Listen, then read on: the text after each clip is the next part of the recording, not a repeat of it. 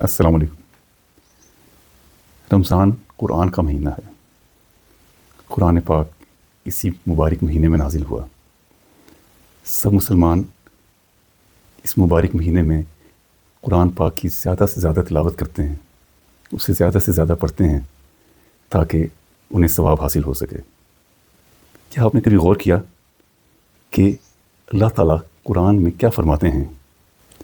اللہ تعالیٰ فرماتے ہیں، سورہ سواد آیت 29 ترجمہ: یہ ایک بابرکت کتاب ہے جو ہم نے آپ کی طرف نازل کی ہے تاکہ یہ لوگ اس کی آیات میں غور و فکر کریں اور عقل والے نصیحت حاصل کریں۔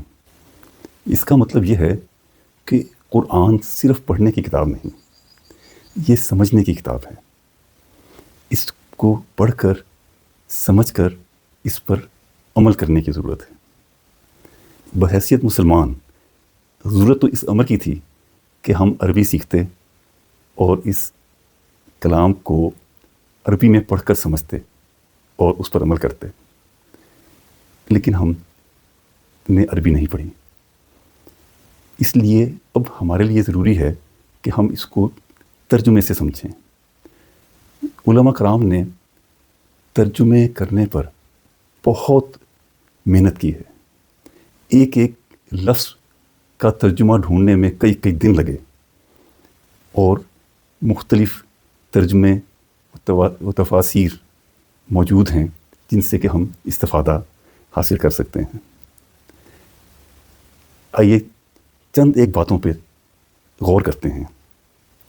اللہ تعالیٰ قرآن پاک میں فرماتے ہیں، سورہ بقرہ آیت 83 ترجمہ: اور لوگوں سے نرمی اور اچھے انداز میں بات کرو۔ یعنی روزمرہ کے اعمال کے حوالے سے، ہماری روزمرہ کی زندگی کے حوالے سے، یعنی کہ ہمیں لوگوں کے ساتھ کیسے رویہ رکھنا ہے، اپنے گھر والوں کے ساتھ، اپنے لین دین والوں کے ساتھ، اپنے ماتحتوں کے ساتھ نرمی کا رویہ۔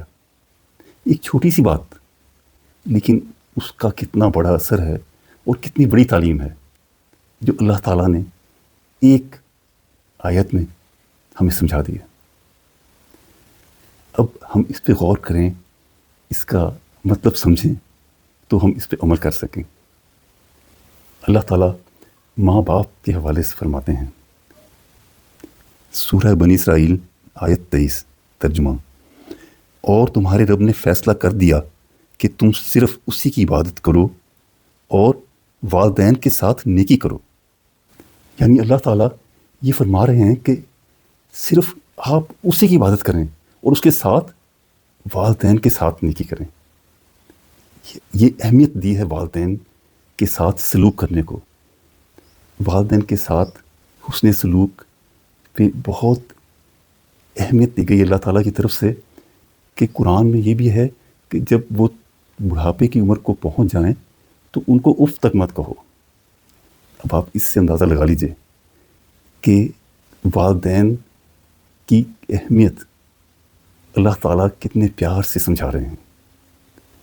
ہمارے ہاں عام طور پہ یہ ہوتا ہے کہ کچھ لوگ اگر والدین بوڑھے ہو جائیں، غصہ کرنے لگ جائیں، ڈانٹ دیں، تو وہ ان کی اہمیت کم کر دیتے ہیں، ان سے ملنا جلنا کم کر دیتے ہیں۔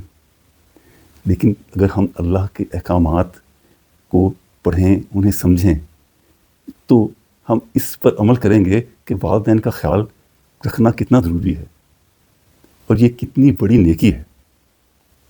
یقیناً اللہ تعالیٰ کے نزدیک اس کا اجر بھی اتنا ہی بڑا ہوگا۔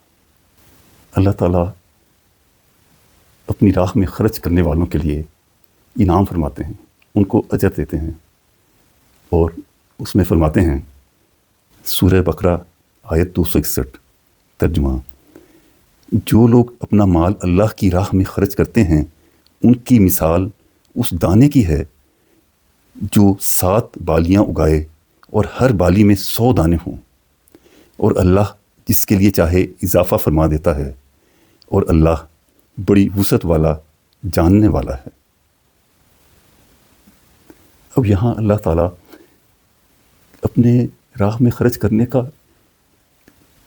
اجر دیکھیے کہ 600 گنا تک دے رہے ہیں یا اس سے بھی زیادہ.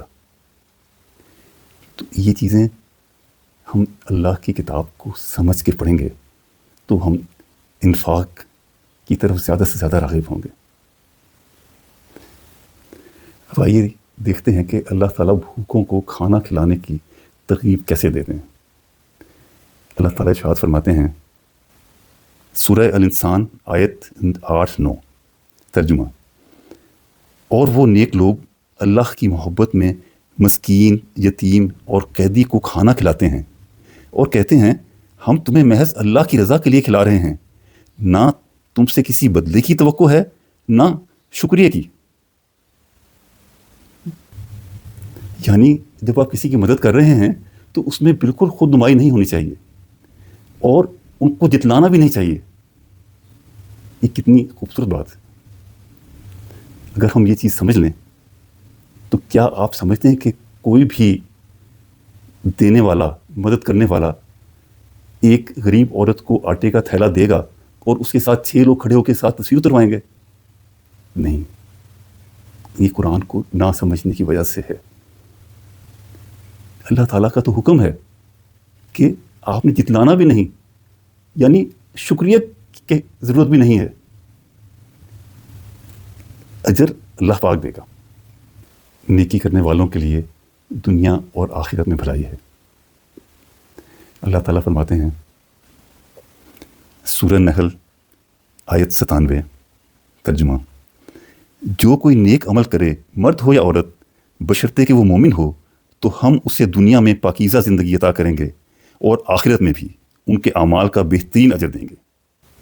میرے بھائیوں، بہنوں اور بچوں، ہم عموماً یہ کہتے ہیں کہ دیکھو بچوں، 10-12 سال دل لگا کے پڑھ لو، محنت کر لو تو ساری عمر عیش کرو گے. دنیا کی زندگی 150 سال کی ہے. اگر ہم یہ زندگی اللہ کے احکامات کے مطابق بسر کر لیں تو ہمیشہ ہمیشہ کی جنت ہمارا مقدر بن جاتی. اس کے لیے ضروری ہے کہ ہم اللہ تعالیٰ کے احکامات کو پڑھیں، انہیں سمجھیں اور ان پر عمل کریں. اور اس کے بعد جو اس کا اجر ہے اللہ تعالیٰ اس کے بارے میں فرماتے ہیں سورہ زخرف آیت 71 ترجمہ. اور وہاں وہ سب کچھ ہوگا جو دل چاہے گا اور آنکھوں کو بھلا لگے گا اور تم ہمیشہ ہمیشہ اس میں رہو گے. سورہ مرسلات آیت 43 ترجمہ. ان سے کہا جائے گا مزے سے کھاؤ پیو ان نیکیوں کے بدلے جو تم دنیا میں کرتے رہے تھے. کیا ہم اللہ کے ایسے محبوب بندے بننے کی کوشش کر رہے ہیں؟ آئیے آج سے ہی کوشش کریں کہ کلام پاک کو ترجمے اور تفسیر کے ساتھ پڑھیں، اسے سمجھیں اور اس کے احکامات پر عمل کریں. یا اللہ، ہمیں اپنے خاص بندوں میں شامل فرما، ہماری اور ہمارے والدین کی مغفرت فرما اور ہمیں وہ جنت عطا فرما کہ جس کی وسعت آسمانوں اور زمین کے برابر ہے. آمین یا رب العالمین. اپنا خیال رکھیے، اپنے پیاروں کا خیال رکھیے.